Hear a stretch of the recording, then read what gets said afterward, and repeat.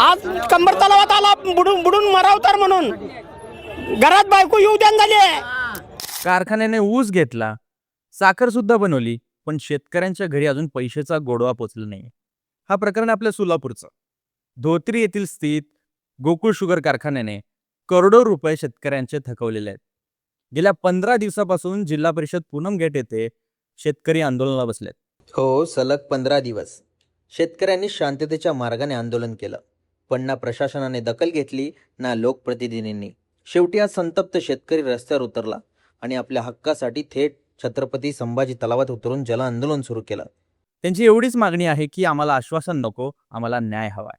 प्रशासन एकीकडे कारवाईचं आश्वासन देतोय, मात्र शेतकरी त्यांच्या म्हणण्यावर ठाम आहे. ते म्हणत आहेत, जोपर्यंत आम्हाला लेखी हमी मिळत नाही, जोपर्यंत आम्हाला आमचे पैसे मिळत नाही, तोपर्यंत हे आंदोलन असंच राहणार. नालायक सरकार आहे. ह्याला विरोधक देखील त्याला पैसे खाऊन का बसतात.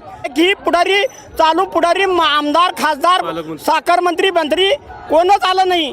म्हणजे शेतकरी आणि वरून म्हणायचा शेतकरी हा देशाचा पोशिंदा आहे म्हणायचं. कशाहून पोशिंदा? त्याच्या घरावर नांगरा फिरवलेले. हा फक्त आंदोलन नाहीये, हा शेतकऱ्यांचा आक्रोश आहे.